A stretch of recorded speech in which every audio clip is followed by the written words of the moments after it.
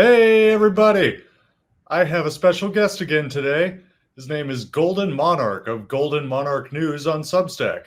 How are you doing today, GM? Good morning, Zach, and thanks for having me. I'm doing great. Thanks. Oh, of course. A lot of your research into cryptocurrency and its influence on domestic US politics and on geopolitics has really been fascinating. Um, so, just to get us started, I'm wondering if you could tell us what motivated you to launch Golden Monarch News on Substack.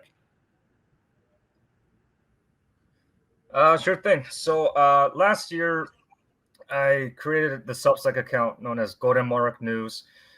Um, a few fellows over on independent media recommended me to, you know, start writing my own articles to really share with the broader scope of independent media, um, cryptocurrency these past several years. Actually, ever since its inception, 2008. As far as how I got involved, a little mini story. So, I used to be passionate about crypto, invest in crypto as if it was the next big. I used to. Oh, lost connection. I used to invest in crypto as if it was the next best thing, and after seeing how 2021 and 2022 play out, it was very clear to me that it was a Ponzi scheme from the get go. That the average investor was never in control of their own investments. That much like the stock market, cryptocurrency, including Bitcoin, was always in the hands of very powerful, wealthy billionaires, whales, those within the financial institutions, Wall Street. And after the 2022 FTX collapse of FTX, we saw how cryptocurrency, was reported very negatively. It seemed like the industry was in shambles. And then all of a sudden in 2023, you see this complete 180 turn where you had politicians like RFK Jr., Tulsi Gabbard, and whatnot. They were starting to regurgitate all this Bitcoin propaganda. And then soon before you knew it, you got BlackRock involved, and then Coinbase involved, MicroStrategy involved. And it really started to I really started to beg the question, is this just one big, massive, Ponzi scheme that has been well crafted ever since its inception? And have investors and all people are we still being deceived by our very own government, by our very own system, that crypto is supposed to be revolutionary, that crypto is supposed to be freedom? I don't think so. So that's how I got started. And I'm all about, exposing the truth and exposing and calling out all the fraudulent billionaires, gatekeepers, and anyone or anybody who is even thinking that, crypto is a good thing, Well, let me ask you, how is it a bad thing, or what direction do you see it going in that is so negative? Is it just the fact that the common people are going to be scammed out of their money in a Ponzi scheme? Or is there something more kind of nefarious, like long-term social engineering involved? Oh, absolutely. I definitely think, Zach, that this is part of the whole New World Order agenda. This is part of something much, much bigger where you see Western societies going from cash-based to cashless, where perhaps in the past it was much harder for Western banks, financial institutions, and the government, of course, to keep track of where was all this money going throughout the world. You see, the dollar, the fiat, we all know that the petrodollar is corrupt. It's losing its value, of course, but it's not losing its value because of its of the dollar itself, but it's rather it's mishandling by the Federal Reserve, by the federal government of constantly printing out money time and time again for wars, projects, destabilization of countries like Gaza, Palestine, brother, Venezuela, Latin America, even Africa. I believe that the long-term goal of crypto is tokenization. Tokenization meaning where every asset, even your water, your oil, your whole share, is going to be tokenized. It's going to become digitized. So a value is going to be set on natural products, but also products where, in the traditional sense, a stock, right? A stock is based on how the business does. They report their revenues. They generate, income. Sometimes they take a hit loss. These things are recorded. They are reported. But with crypto, due to the way it's algorithms program, it is very hard to tell 100% where exactly is the money coming from and by whom. And though we have a hunch that most of the nefarious trading of cryptocurrency through countries like Israel, through Ukraine, heck, even through El Salvador, it is being conducted by those in the West. I think crypto is essentially the next transition from, say, crypto, Bitcoin, to CBDC, which means Central Banking Digital Currency. And what's interesting about that, Zach, is that in the past several years, that term has been thrown around so much, even among crypto spheres. Crypto bros and gals always regurgitating, CBDC is bad, and it is bad. But the irony of that is that the very thing that they're still advocating for, which is Bitcoin, which is crypto, the very thing they're advocating for is the very thing that will take them for CBDC to become existent, to be launched, to, essentially all their assets, it won't necessarily be in their hands.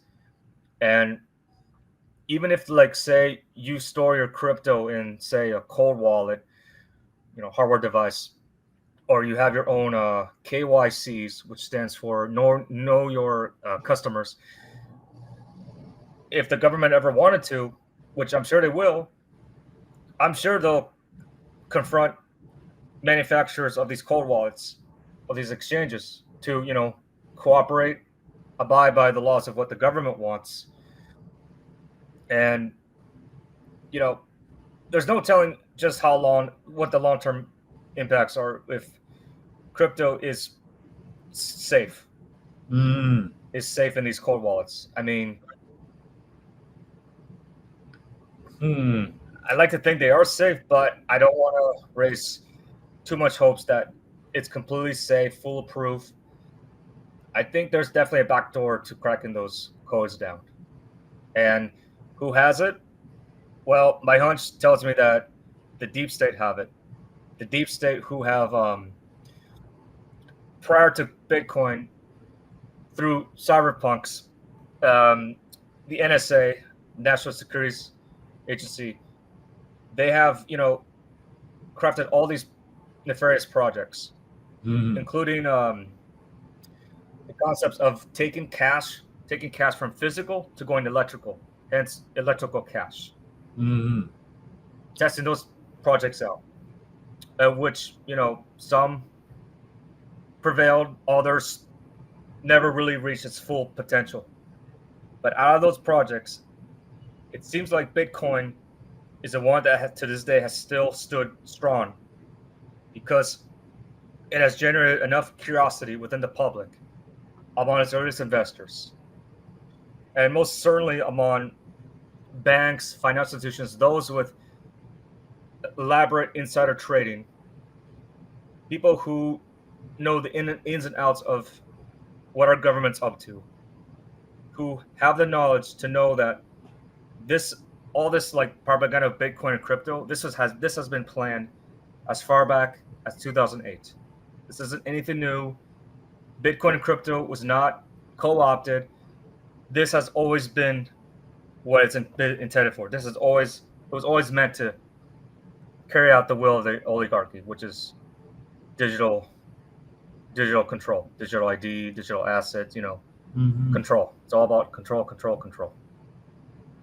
All right. Well, I want to dig a little bit deeper into this, the digital mechanisms of control. Bitcoin seems, or at least it's marketed as, being designed against such controls even possibly being imposed, and yet you see it as turning a 180 and allowing for the introduction of central bank digital currencies. I'm curious how you see that playing out. Is it the fact that Bitcoin is now so expensive that it's so far beyond the reach of the typical person that they have the fear of missing out on digital assets in general, so they're more likely now to accept a central bank digital currency? Or how do you see that playing out? Well, yes, for one, the the price of Bitcoin right now, but really, what price can you make of Bitcoin? I mean, it's derived out of blockchain technology. Its value is based on what the person who bought the Bitcoin at its value thinks it's worth. Mm-hmm. So, how can I put this? It's speculative, and despite its white paper, there's a white paper out there about the peer-to-peer Mm-hmm. and how like it's it's supposed to like be independent of banks, of centralized power. Bitcoin still uses tremendous amounts of energy, be it electricity. I mean, the fact that we still have the internet for who knows how many years. I mean, the origins of the internet stems back to the ARPANET. Stems back to the internet is a public tool, but just because it's public, it doesn't mean that there aren't some private eyes that are always, skimming through the internet and seeing for them, seeing what's trending. Mm-hmm. What kind of propaganda can they spill? So I feel like with Bitcoin, yeah, on one hand, its volatility, how its price, it's constantly moving up and down, which in part it's based on two factors. So the first is its own algorithm programmed called the halving. The halving is where every 4 years, the reward for mining Bitcoin cuts in half. Mm-hmm. And as the years progress,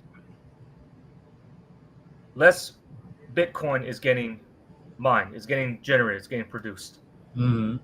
So somehow the inventors rather, of Bitcoin, quote unquote Satoshi Nakamoto, crafted a means of making his algorithm, his Bitcoin, long lasting, so that nobody can just suddenly, oh, I'm going to buy 21 millions worth of Bitcoin right off its inception. No, it's like he put like several like levels to reach this amount of Bitcoin. You have to generate even more energy. You have to solve even more complex computer programs. And for the record, Zach, I'm not a computer programmer.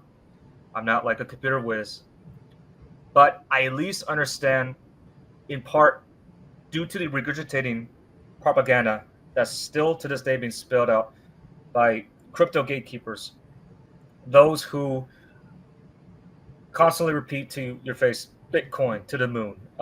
We are so early. Hold on for dear life. That kind of rhetoric. Mm-hmm. What I want to regurgitate is that these people are not paying attention to how can I describe it? They're not paying attention to the long-term consequences of this rhetoric. As perhaps interesting as Bitcoin once was, according to Julian Assange, it's very clear that its complex algorithm program is designed in a way that encourages pumps and dumps. It encourages you to buy and buy and buy. And essentially, it's asking people to place their faith and trust into a program of which to this day, we still don't know 100% who or what Satoshi Nakamoto is. Of course, I have written a few articles on Substack that, lays out possibilities of several individuals. Someone like Hal Feeney.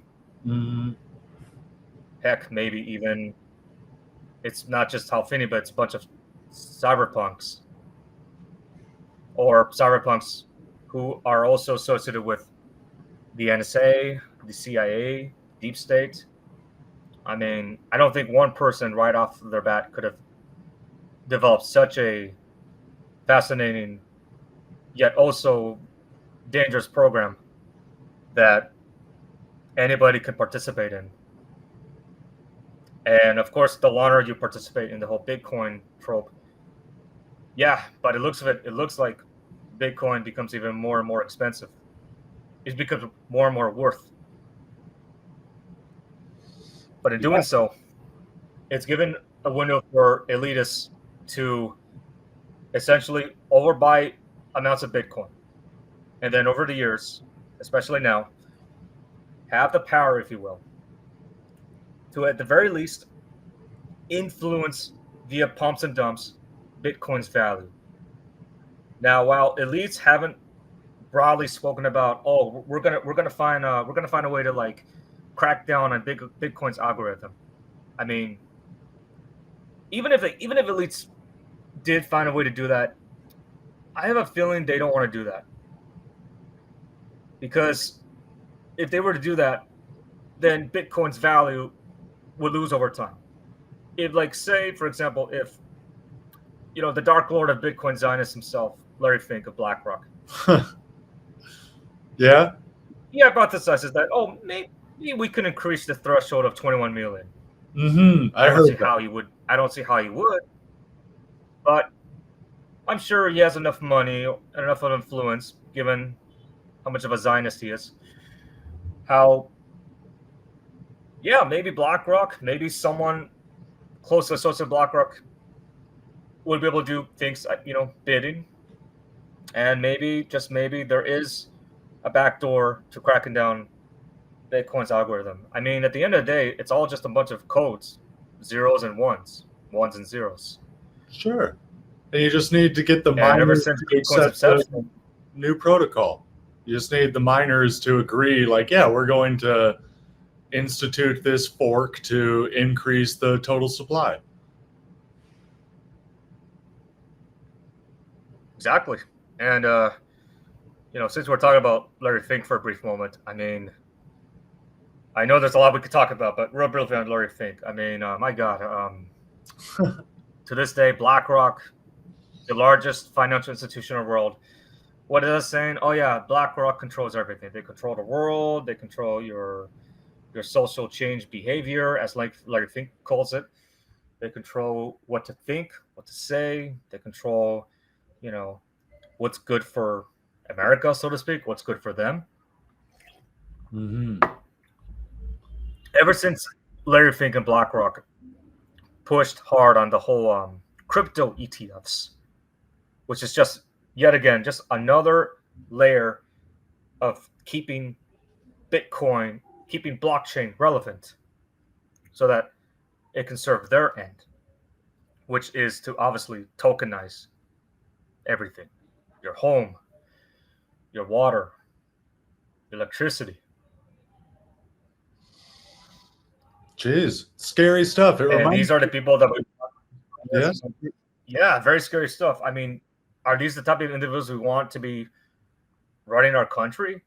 Are these the type of individuals who we want to continue to like essentially, make him wealthier by us continuing to participate in the Bitcoin propaganda?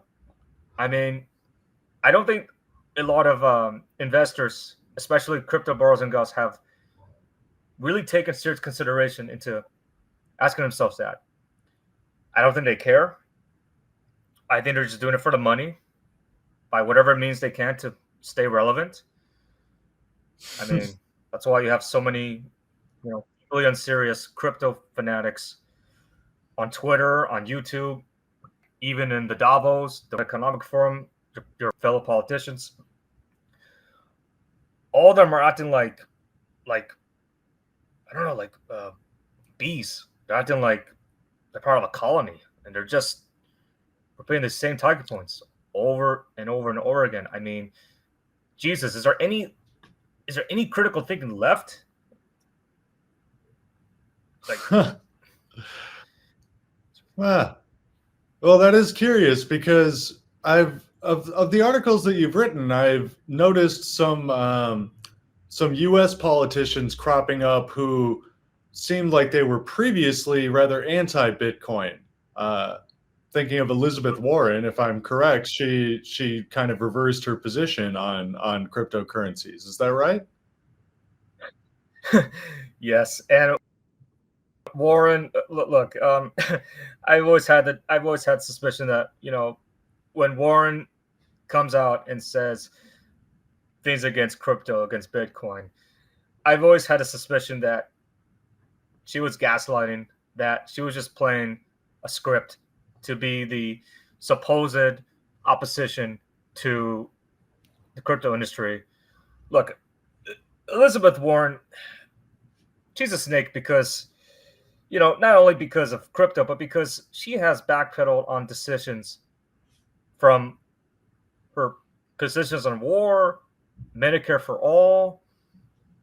I mean, Elizabeth Warren, she is beholden to the banks.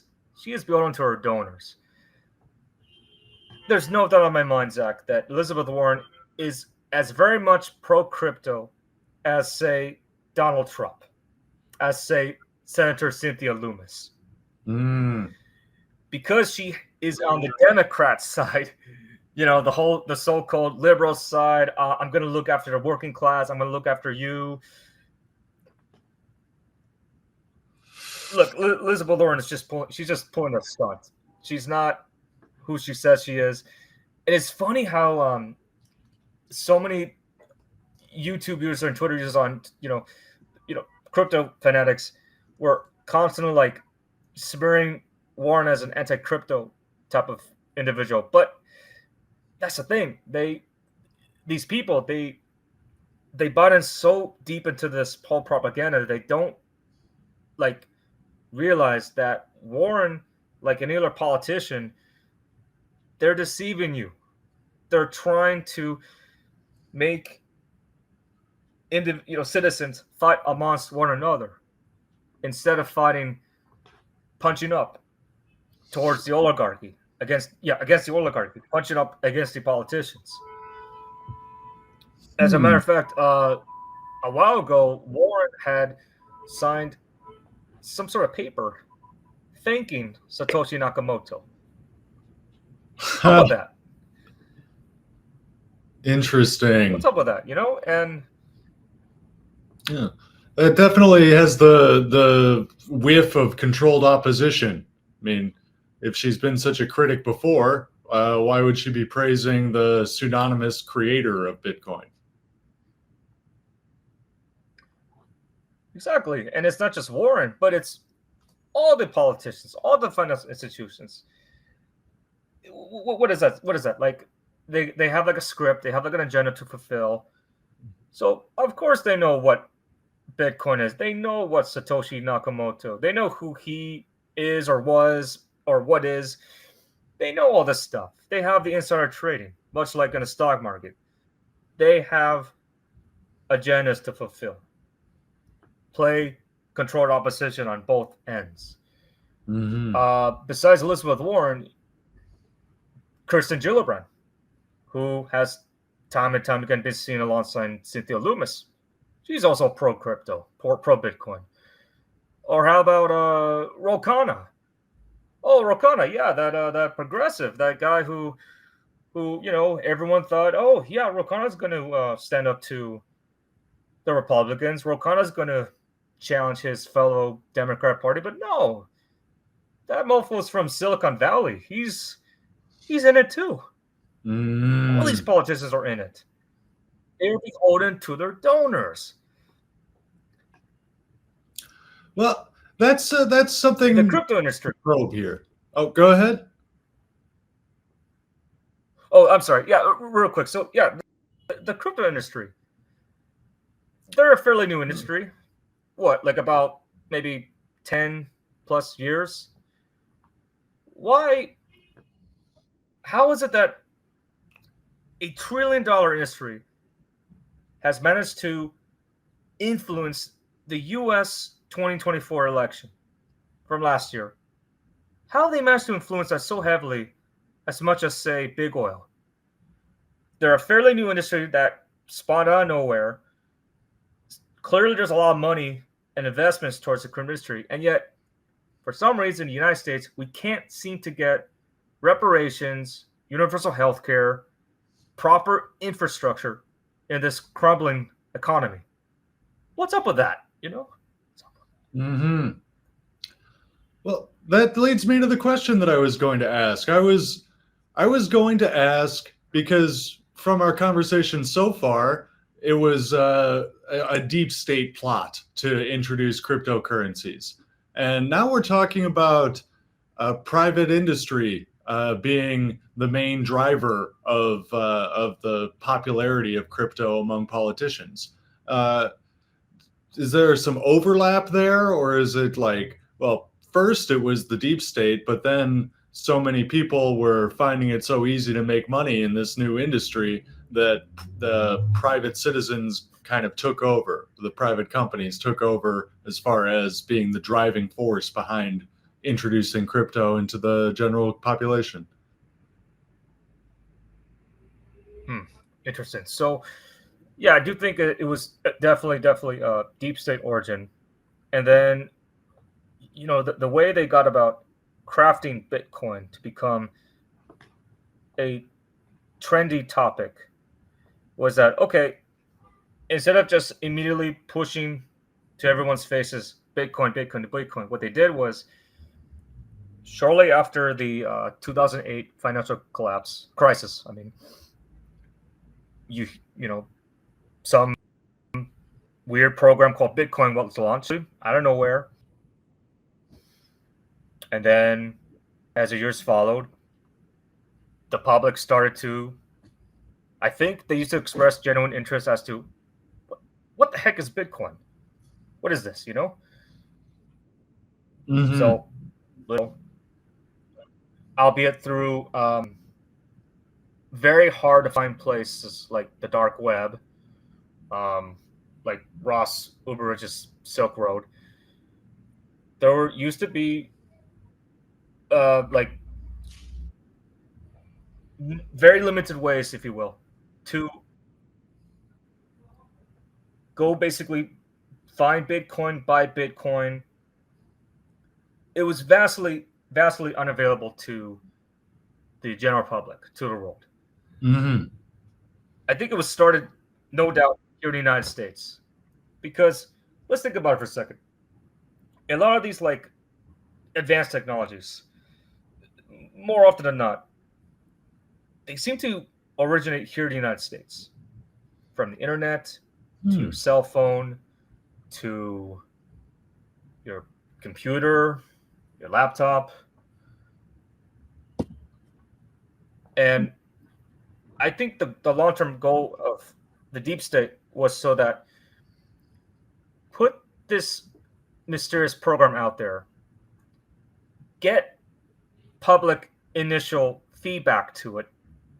So before the elites did anything with Bitcoin, I think they wanted to study the human behavior as to how would people react to Bitcoin. What kind of culture would stem out of the Bitcoin sphere. Mm-hmm. And funny enough, the culture that we have now is very reminiscent of how cyberpunks felt back in the day, where cyberpunks, they were vouching to be completely independent from the government. They wanted to be in charge of their own uh, ways of living, their own income. You could argue that cyberpunks, some of them had like a very libertarian approach to how they saw the world to be run. And as you know, the libertarian mindset is not that far off from the um, the mindset of the Republicans and the Democrats. Libertarians, as you know, they're still dependent on capitalism. Mm-hmm. Now, when they say we want a free market, I think they're getting their terms mixed up because freedom is more often than not mislabeled, misused. It's become like an illusion. And so when it comes back to 2008 and onward, I have no doubt in my mind, Zach, that some of the earliest investors of Bitcoin were cyberpunks, and they knew who or what Satoshi Nakamoto was. Mm-hmm. But I think the reason why they have continued to support that whole narrative of Satoshi Nakamoto cannot reveal his identity is because they want to create that mysticism. They want to create that notion, that the idea that because we don't know who the developer of Bitcoin is, that must mean that Bitcoin is truly, truly a decentralized network for anyone, for anything to participate in, and that no such government, no such billionaire can offset the Bitcoin algorithm. But here's the thing, though. What is up with corporate media, financial institutions, and billionaires jumping in? I would say as far back as 2013, like shows like CNBC, Fox Business. Mm-hmm. All of a sudden, you see these bigger corporate media networks also talking about Bitcoin nonstop. And as you know, corporate media, when they report news to benefit their own oligarchs, their own um, rich, their own rich, their CEOs, their the families who run everything here.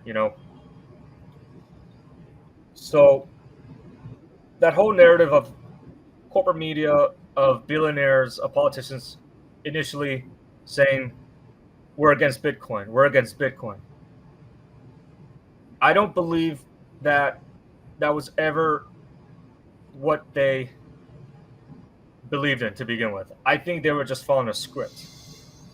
I see. They were trying to at first see if they can try to discourage some early investors. Because, as corporate media does, they like to, promote fear, scare tactics. But for those in the Bitcoin network who decide that, no, I'm not going to listen. I'm not going to follow what corporate media says. I'm not going to listen to what this billionaire says. Some stayed on, continued to either hold their Bitcoin and or accumulate more Bitcoin. And by the time that I want to say, like by 2017, 2018, by the time that you had more, the expansion of online banking, Mm-hmm. you also had the introduction of exchanges. Robinhood, that's one example that comes to mind. Robinhood, one of the first like exchanges where on your mobile app, on your iPhone, let's say, suddenly users not just in the United States and not just in the UK, in the Western powers, but anyone who has these apps. Now they can start to participate. Now they can start to, explore and buy into the whole Bitcoin crypto network, and they can see how how their assets goes up and down over time. So the more and more that these elites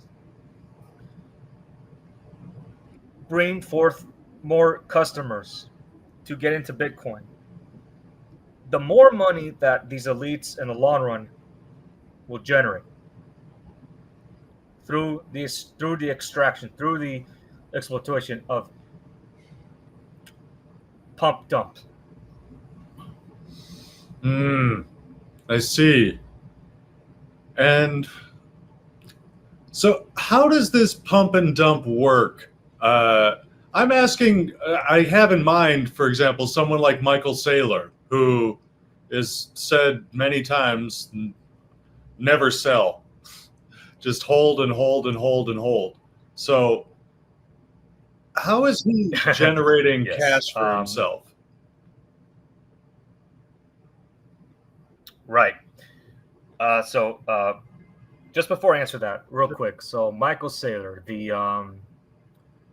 the chaotic Bitcoin Zionist, the biggest loser of 2001, the .com crash. I mean, how the heck has Saylor not been prosecuted for his own scams, if you will? Well, yeah, let me tell you about who Michael Saylor is. So, please, he's obviously an American entrepreneur. He's a capitalist. He has bided his time over the years to bring MicroStrategy, his company, back to its former glory. So Michael Saylor, also funny enough, he used to also be against Bitcoin at one point. Oh, I think it was 2013. So yeah, even Michael Saylor, one of the world's richest Bitcoin billionaires, was against Bitcoin. And by the time he, of course, flip-flopped, and from 2014 onward, he has been all in on Bitcoin. You have seen how Saylor, first off, he's I have huge suspicion that he is a Zionist. Corporate media doesn't really approach Michael Saylor with questions about, let's say, Israel or about geopolitics.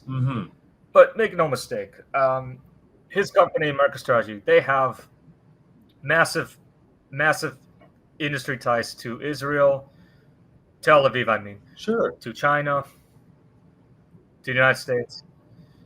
He's a businessman. He's in it to make money. He will do whatever it takes to stay ahead of the curve.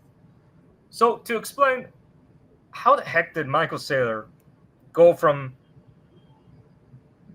being a failure to suddenly becoming one of the most asinine billionaires of all time?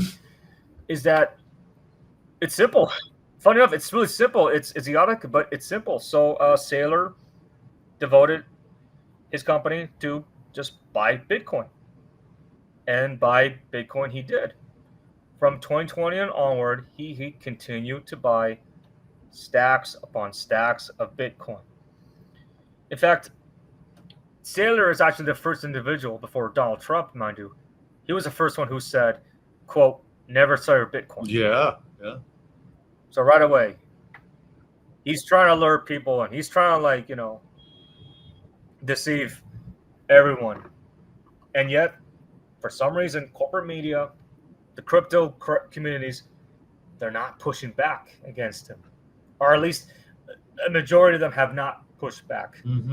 But needless to say, so the truth about Saylor is that his company may be worth billions and billions of money via Bitcoin.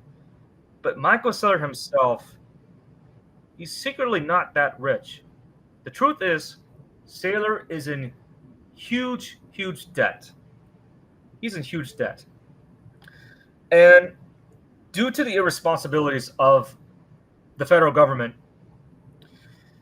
Saylor has a contract, if you will. He has like a deal with the U.S. federal government where he will continuously take out loans to then buy Bitcoin, which then stimulates Bitcoin to pump even higher. Mm-hmm. And as Michael Saylor has continued to do this, he has seen more and more return on his Bitcoin investments,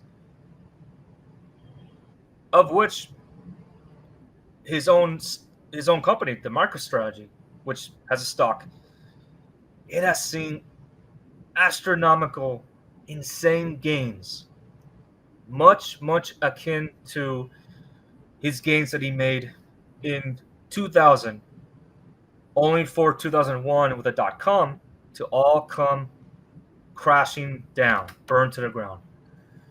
So right now, we're in 2025. Nobody is putting a halt to MicroStrategy's constant borrowing of loans, buying Bitcoin. Bitcoin goes up. And then, again, MicroStrategy needs more money. So they'll go to the federal government, the bank will issue them a loan, and then they'll buy even more Bitcoin. And this cycle keeps going on and on and on. Because Michael Saylor no one has stopped Michael Saylor from doing this. See, that's the thing about capitalism, Capitalism always seems to benefit the rich. The rich get richer, the poor get poorer. Sadly, yes. And in order for Michael Saylor to pay his debt, if he ever wants to pay his debt, he has to continue taking on more loans, in which he puts into Bitcoin. Bitcoin keeps going up and down. But the question we need to all ask ourselves is, how realistic can this go on for? Just how realistically is this even possible for? A bubble is growing. Eventually, that bubble has to come crashing out because there's so much volatility involved.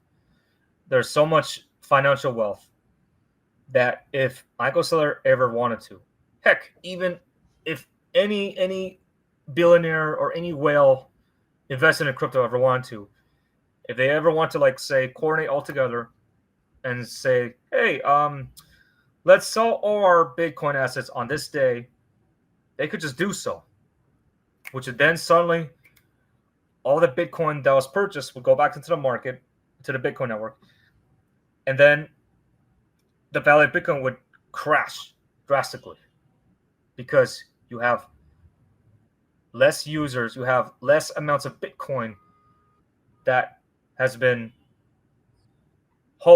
held. It's been, I guess you could say, put back into the Bitcoin network. Mm-hmm. Now, I know that maybe that's not the best example I made because, as perhaps crypto bros and gals would insist, your Bitcoin, your crypto is not like a stock. It's not like a stock where, if you sell your shares, then somebody else can buy the shares at perhaps a higher rate, at a higher value or a lesser value. Well, no matter which way it is, one thing is clear, Zach, is that this is a money laundering operation that has continued to go on for far too long. It is squeezing the American economy so tight that if the elites, no, not the elites, but if the American people, if citizens think that the elites, the billionaires, have the best intentions in the world with Bitcoin, well, they're in for a very rude awakening. Oh boy. Well, geez, I hope that they don't coordinate a price crash tomorrow because I gotta wait for my Bitcoin to come out of my vault, my Coinbase vault, that is. Well, Right.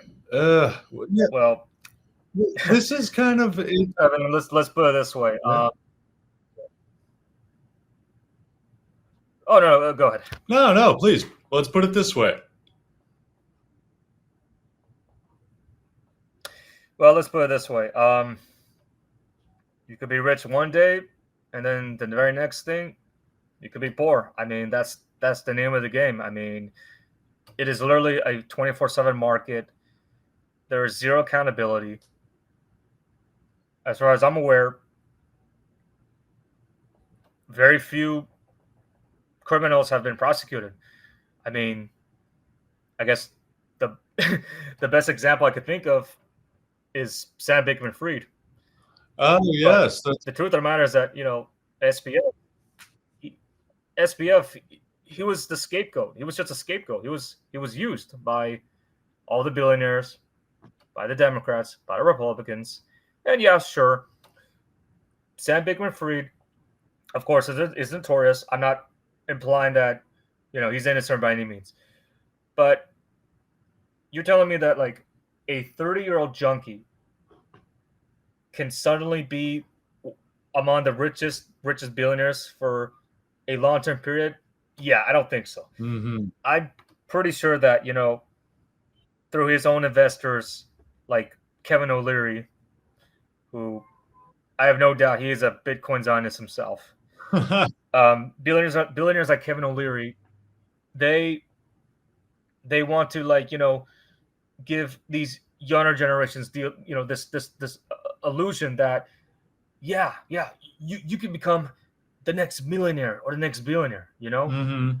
No, Sam Bankman-Fried, the FTX scandal, it is not the last scandal we've seen. I am very confident that as we speak, multiple FTX scandals are taking place. Hmm. From the likes of BlackRock, MicroStrategy, ironically enough, Coinbase, as we talked about, because Coinbase is a huge partner of the World Economic Forum. It is ironic that because as citizens we do have the option, if we will, to invest in crypto, we also do put ourselves out in the open where, yes, on one hand, you could make some money if you're lucky, but most of the time, somebody else is screwing you in the process. Somebody else is making far more money than you are. And that seems to be the agenda of the majority's crypto influencers, from social media to politicians to heck, even the the president of the United States himself. I mean, it is insane. Oh man, yeah. His recent meme coin of the past 2 weeks. Um, that's another example of a fellow who had originally described Bitcoin as a scam and became extremely on board. I think it was at the Libertarian National Convention in 2024 that he came out so strongly in favor of Bitcoin and cryptocurrencies. Uh, makes one wonder again. The Libertarian National Convention. Yeah, that's my recollection, and it makes one wonder who got to him. That it doesn't seem like libertarians are a big enough political faction in the United States. Although so many people have libertarian philosophical leanings, their political affiliation doesn't seem large enough that that would have been that would have been just a simple calculation on his part to get more votes. It seems more likely that he would be trying to curry favor with the deep state or with BlackRock, I suppose, since they had established the ETFs earlier that year. Hmm. Absolutely. So, yeah. So Donald Trump, that guy's all about charisma. He wants to stay relevant. He'll do anything he means to, you know, have all the attention be directed to him. As far as like Bitcoin crypto goes, so yeah, so much like Michael Saylor, Donald Trump was all against Bitcoin. He thought it was a scam, and then suddenly out of nowhere, I think it was like 2023. Yeah, 2023. First, the Trump family, not just Donald Trump, but the whole Trump family, they get involved in um, NFTs, trading cards. I mean, it was just like it was out of nowhere. I was like, wait, what?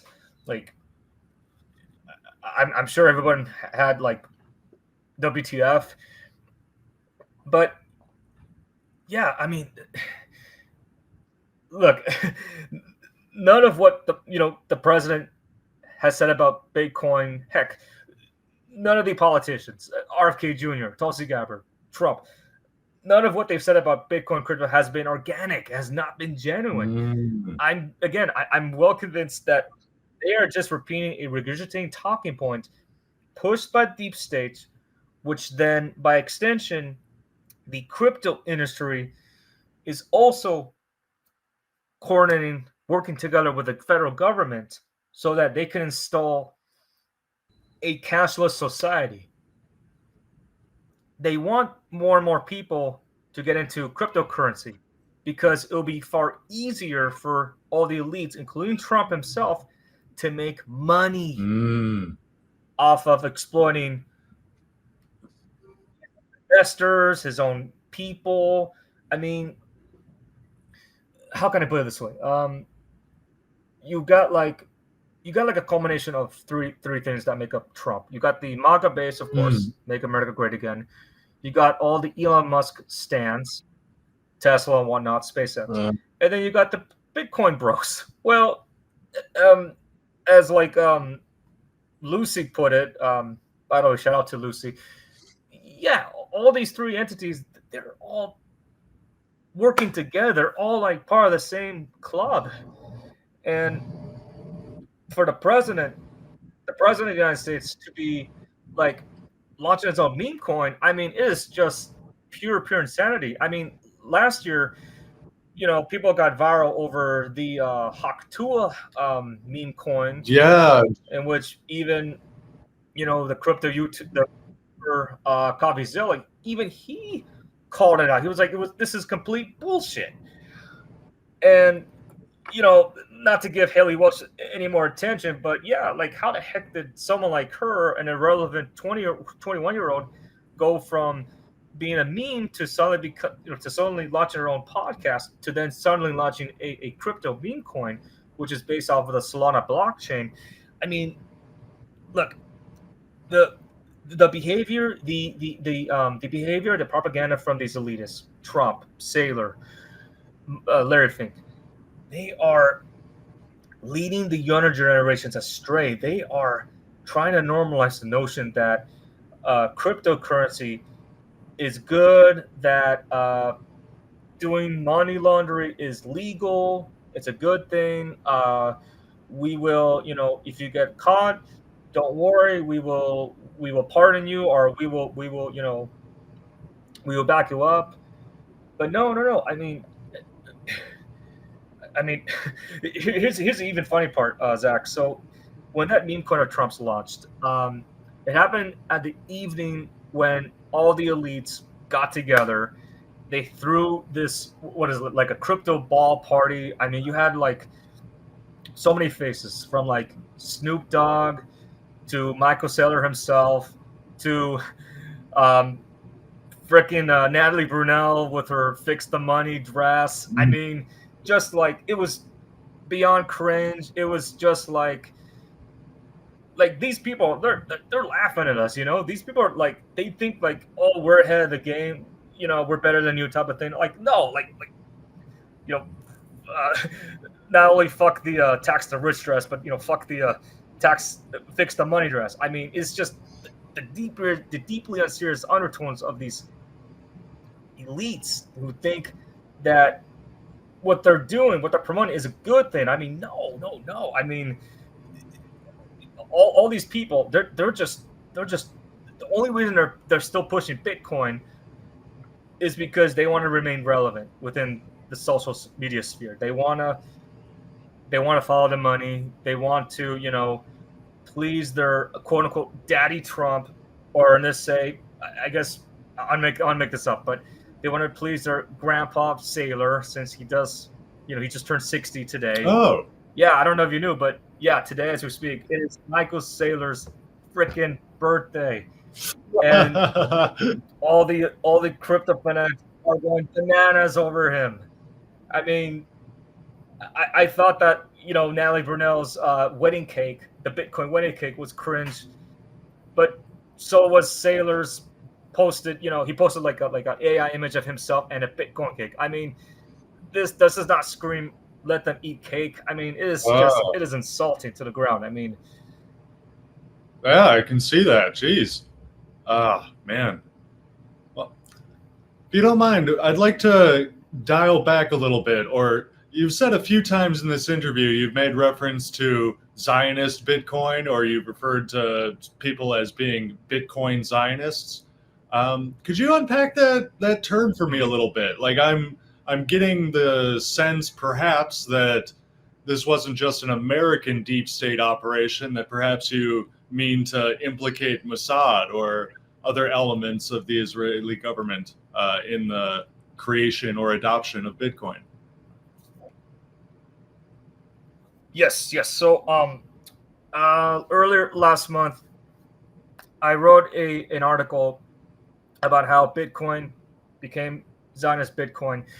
It's funny you ask that because that article, I wanted to really, really expand what the heck did I mean when I said Bitcoin has become Zionist Bitcoin. It was my first ever article that I wrote last year, but I didn't really elaborate. It was sort of it was my first post. It was like a pseudo rant. So with this new article, revamped article that I wrote, yes, I explored how how was Israel formed, which is back in the late 1950s, 1948, 1947, if you will. How was the CIA formed, the NSA formed?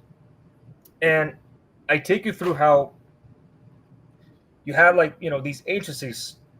They were developed, they were going to grow, but the sole purpose of those agencies was so that Israel could exist as a sovereign state. That the United States, back in that time, they would recognize Israel as a nation that that the Jewish sellers, they deserve their own state, yada yada yada. But of course, we do find out that that wasn't necessarily the case. That they're in fact seizing territory over a land that was previously occupied by the Palestinians. Yeah. So moving forward with that. Sorry. So moving forward with that, then you have how the NSA and CIA are, they're expanding their projects, albeit surveillance, communications, and whatnot. And one of the biggest booms for them was technology. Technology was growing, advancing. From things like the ARPANET to the internet to communications. So the computer science, that was growing. Computer, the NSA, the CIA, they saw these talented cyberpunks, of which maybe some of these cyberpunks were also tied to the NSA and the CIA. I'm not saying all of them, but for those that were. And basically the notion was that, okay, how can we not only advance our technology, but how can we also strengthen Israel? Do we provide Israel with besides bombs and weapons? Why don't we provide Israel with our technology so that over the decades, as Israel grows, they can become a modern form of what the United States describes as democracy. Of course, as you know, Israel is not a democracy. They say they're a democracy, but they're not a democracy. They're like a totalitarian, like almost like fascist regime, the G word, if you will. So then, in the Substack article I wrote, I at least talked about at least 5 different cyberpunks, and I explained how their their mindsets. Not only was it very like akin to like how the U.S. is insistent on expanding its U.S. imperialism through technology, through propaganda, but how naive these cyberpunks were.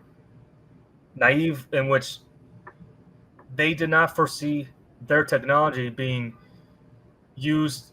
They didn't see how their technology would be used in very, very nefarious affairs.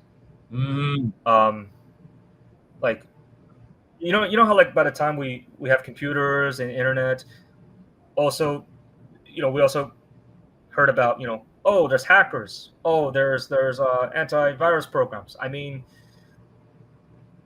all these like developments, all these like how like the United States goes from pure cash to then going about, all right, let's see if we can implement credit, the purpose of credit, your plastic card. Well, cyberpunks were also part of that movement. I mean, they were part of what influenced which are credit cards and such. And as far as I'm aware, I know of at least two. There was like two, like one cyberpunk. The name's it's not coming to my head, but I do mention him in the article. He's considered like a forefather of the cyberpunk movement. He once described how Israel is,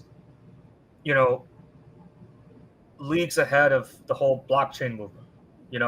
He went to this Israeli, blockchain conference. He just talked about how great it is for Israel to be exploring blockchain technology. And yet, he never once mentions, he doesn't say anything about Gaza. He doesn't say anything about U.S. war crimes. And, you kind of have to wonder, why is that, how is it that the forefather of cyberpunks doesn't even know or is oblivious to all of Israel's, G.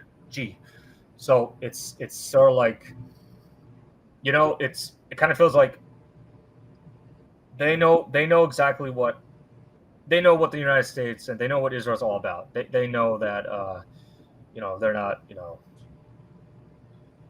look, the cyberpunks, they're there to like stay relevant. They want to stay relevant. They if they have any knowledge left that they can pass on to the newest generations of crypto, of Bitcoin. I mean, look, it's a technology. It's great, but it could be very harmful, dangerous if misused. I mean, we're seeing that with AI, Web3, potentially the robots, your smart cities and all that. Everything that's like, everything that's going from fiat to digital. And then another cyberpunk, real briefly, Israeli as well.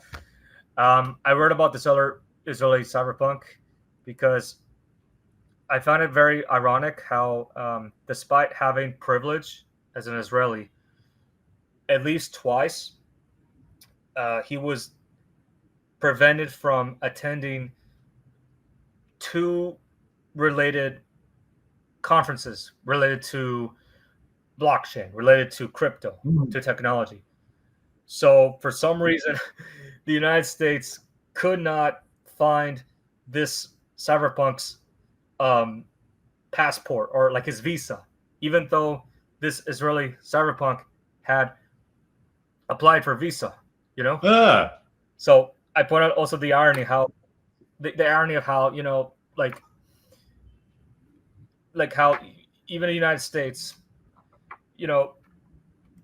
which is mostly, your Christian Zionists, how even they are also exploiting, very talented, very like brilliant minds of computer scientists, such as people from Israel.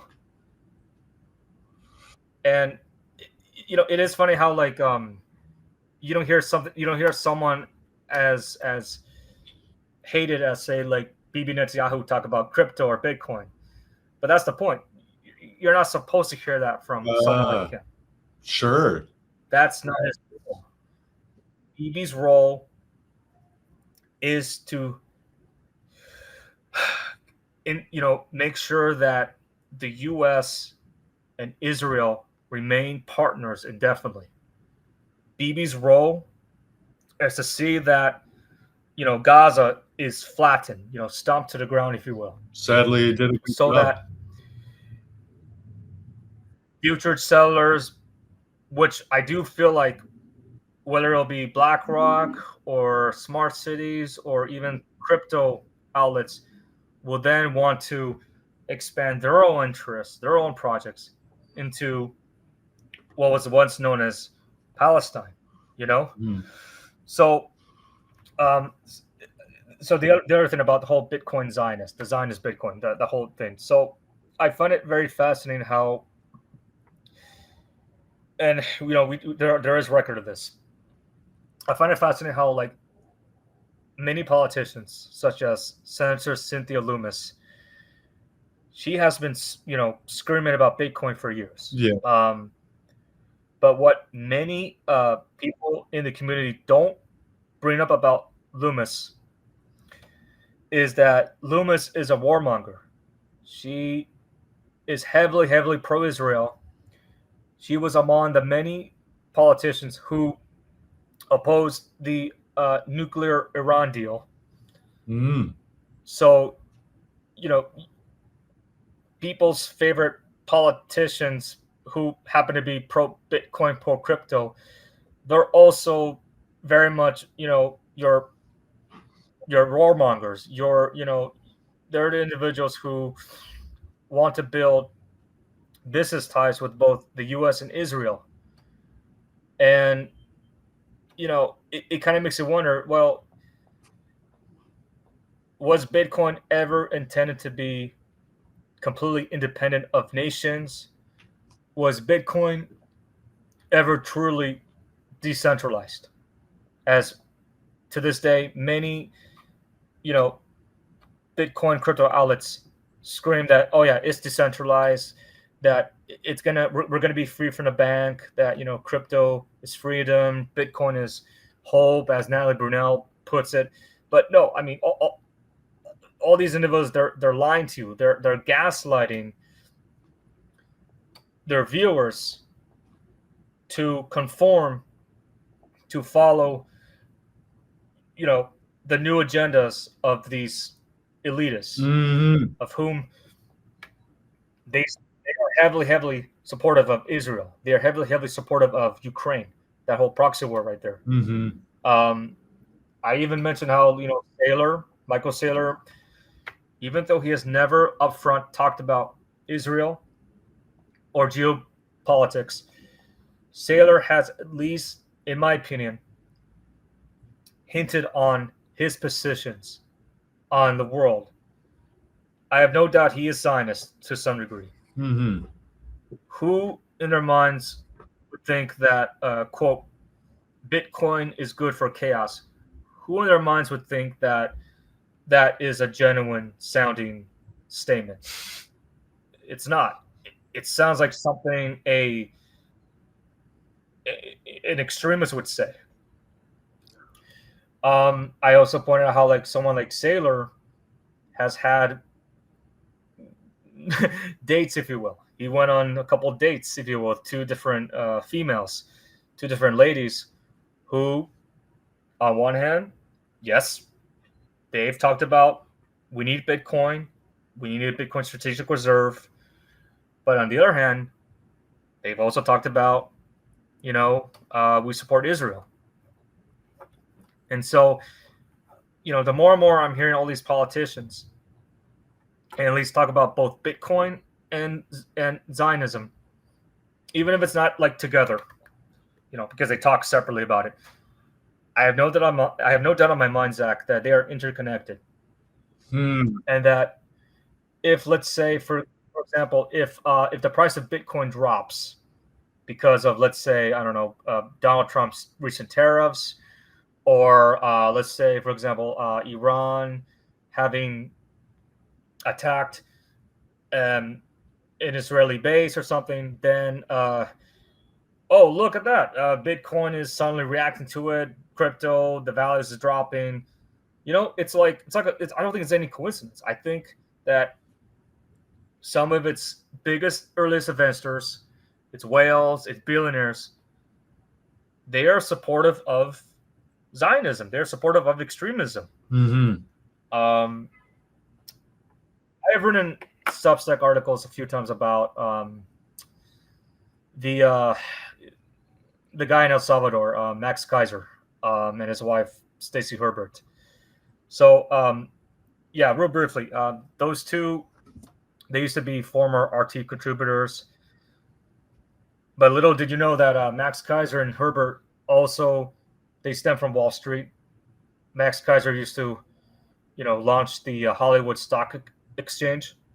So he's a pretty much a businessman. Sure. Uh, and no matter how insolent or whatever nonsense Kaiser says about Bitcoin and all this and that, make no mistake that what Kaiser's role in El Salvador is, in the long run, to appease not only his own wealth, but to appease U.S. imperialism, Zionists. Um, the bare fact that you never hear Max Kaiser or his wife they never point out how the El Salvadorian president Nayib Bukele, Yeah. I may pronounce it wrong. Despite Bukele being is a Salvadorian, he's also Palestinian, which, and is ironic because as a Palestinian, he is making business ties with the U.S., with Israel. Hmm. I'm not sure if you may have seen this recently on the news, how Marco Rubio has met up with Bukele, and they are talking about expanding its prison system down in El Salvador, and the potential that, okay, we could send U.S. criminals down to El Salvador for prison labor. Hmm. I Oh, mean, it's just insane. fascinating. It's like Guantanamo Bay, Guantanamo Bay 2.0. Hmm. And all the time on social media, you hear so many like, "Oh, Salvador is beautiful. Oh, Bukalik, he's the best of the best." You hear so much like hyperbole He saved of the this one guy. Yeah, he got rid of gangs. He got rid of drug lords, and I hear that loud and clearly. Great, but you traded one enemy for what I think is an even greater enemy, like an even worse enemy, which is increased police surveillance. You have financial interests from billionaires, the West, who definitely want to, you know, use El Salvador's resources, albeit geothermal mining, Mhm. to, make more Bitcoin. They're indoctrinating, you know, adults and children to study Bitcoin. And what the sad thing about it is that I feel like Salvadorans right now, for those who are very skeptical about the direction that the president has taken them, I am concerned in the long run that they could be targeted, they could be censored. You know, they probably will. They probably can't push back on the whole Bitcoin narrative, Mm. especially when Bukele is still working very closely with the U.S. with Marco Rubio. Right. Who, by the way, Marco Rubio has also pledged his hand to someone like Maria Corina Machado, the opposition leader of Venezuela. Oh, that's right. Huh. And funny enough, Machado has also supported the need for Bitcoin No way. I mean, I was and just for Israel. thinking. So do you see how Hmm. Yeah, that's curious. like they're like interconnected? They're not so separate. They seem to be interconnected. I mean, I see what just you're put the two and saying. two together. I mean, it's pretty obvious. Yeah. See, something that this brings to mind for me is there's a conservative or right-leaning economist I follow named Martin Armstrong, and he has been critical of Bitcoin many times, not for the same reasons that you're being critical of it, but for example, he focuses more on the impossibility of actually using it as a currency for day-to-day transactions. And one point that he made on his blog in the past few months is that this, because of the fixed supply of 21 million, it's never going to be able to expand or contract. The money supply won't. And that makes it very difficult in his argument, makes it difficult for it to be used as a currency because a currency should be able to expand and contract its money supply according to population dynamics.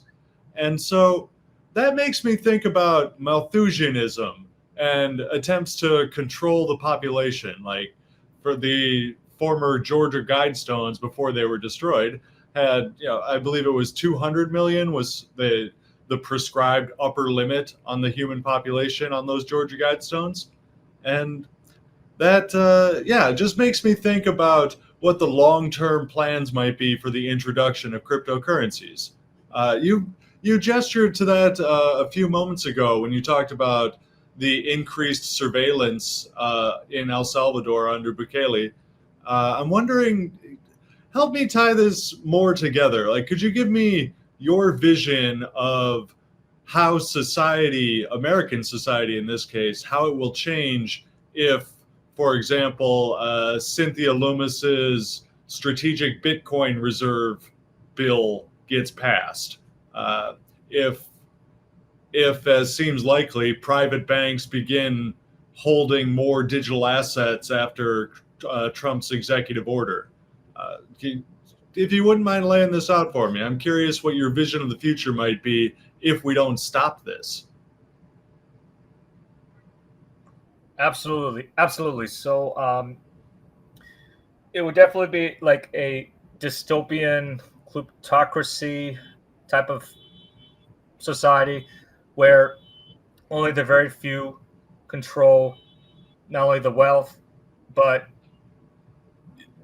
your very well-being of what you can say, what can you think, what can you push back on, and what can't you push back on. Um, I mean, I think this is already happening far sooner than we perceive. So with like the whole introduction of AI, with drones becoming ever more present, with cryptocurrency, no doubt, being heavily regurgitated, where all the elites are following the same script. Hardly anybody is like deviating from that script. There's no doubt in my mind that they are pushing for. They're trying to normalize crypto to be like your everyday thing, Mm-hmm. so that if your money, if your cash inflow, if you will, goes up and down, it's normal. It's nothing to worry about. You'll be fine. But I just feel like it's going to add more and more stress.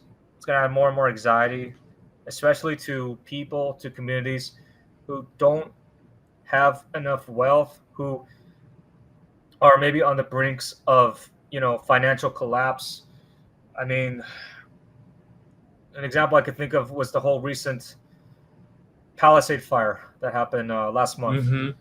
where so many homes, so many so much destruction, just gone, due to the irresponsibility of the Los Angeles County, whether it be from let's say its mayor, the governor of California, Gavin Newsom, and what I've particularly argued about is maybe that one particular mayor in Santa Monica, Lana Lagrate, who seems to be more like fixated with, pushing, like prioritizing like education for Bitcoin rather than like, I don't know, proper infrastructure, or how about like a proper fire budget, so that, should these fires ever happen again, that the city, the county, they would be more than equipped to handle these fires. They would have the proper fire gear. They would have enough water reserved and such, instead of concentrating all their efforts on, I don't know, people's pockets, or a Ponzi scheme that has become that far out of control. I mean, we got to get rid of corruption. I have no doubt that, corruption will continue to ensue. Money laundering, crime is becoming, essentially, it feels like crime is becoming legalized. So yeah, not to sound like not to sound too much like a Whitney Webb downer, but and by the way, shout outs to Whitney Webb.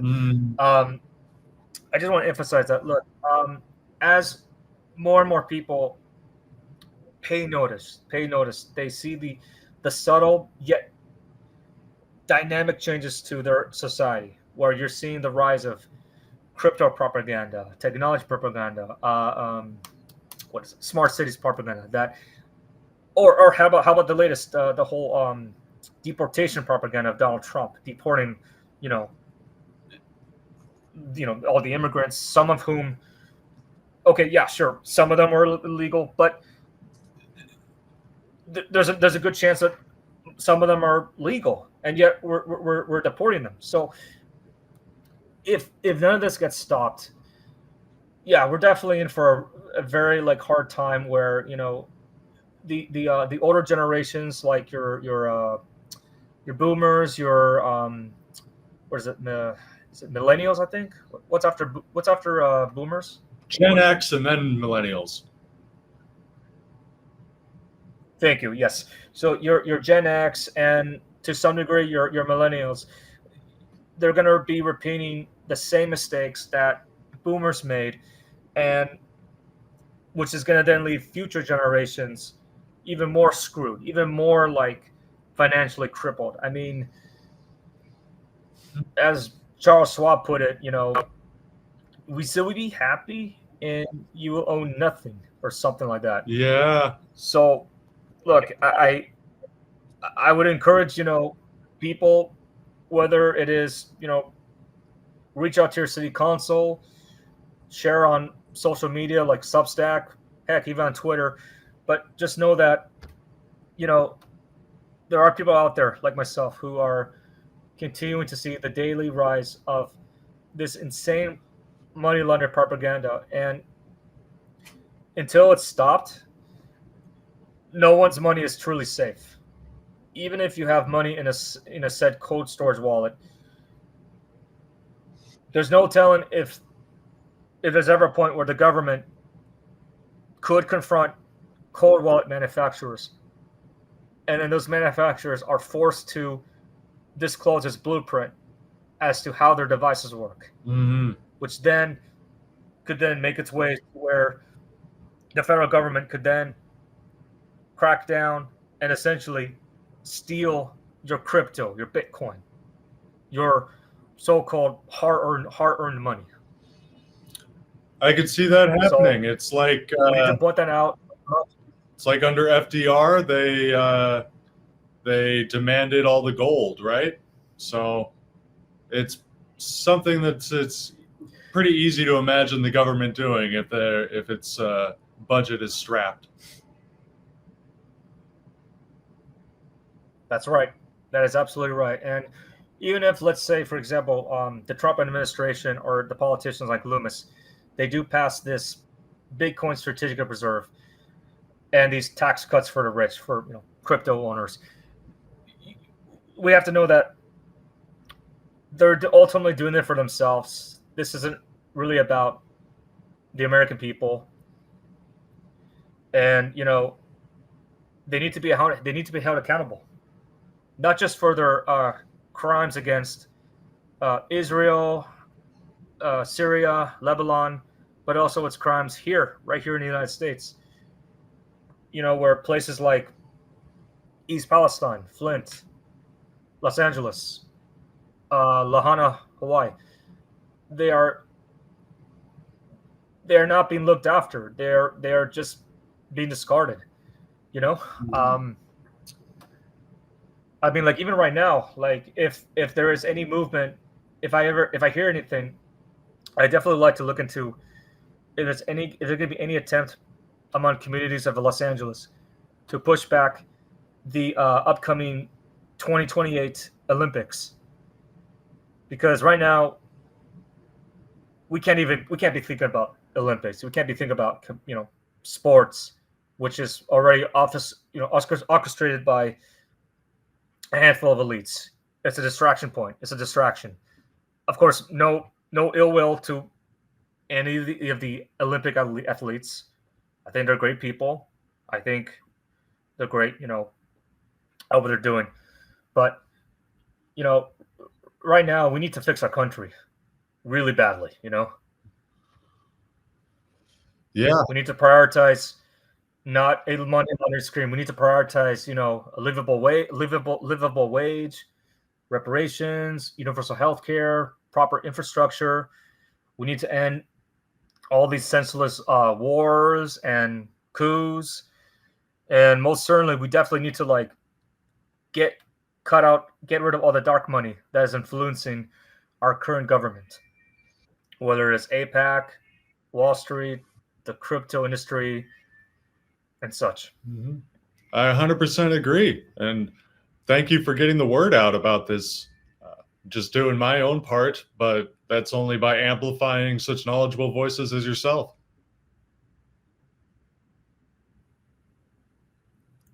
My pleasure. Well, thank you very much. And so before we wrap this up, I'm just wondering if there's anything you want to shout out. Like I will certainly have a link to Golden Monarch News in the show notes. Is there anything else in particular that you'd like to bring our attention to? Absolutely. Shout out to you, Zach, Radio Free Pizza. Aw. Shout out to Indy, Reeve, Colin from the INN network, and most definitely shout out to Substack users who stay, who are here, who are here to inform everyone of the dangers that are out there, but also who want to spread truth, push back on all these insane propagandas that are being fueled by our world leaders. 100%. And most of all, shout out to you, whoever is watching right now. Shout out to you, the user. Yeah, thank you, viewers. Pat yourselves on the back. All right. Well, I guess that's it for this time, but I look forward to having you back again soon to talk about more, that is, about the way things end up going with 2025 and Trump's crypto presidency. Sounds good. Thank you for having me, Zach. Of course. Thank you, Golden Monarch.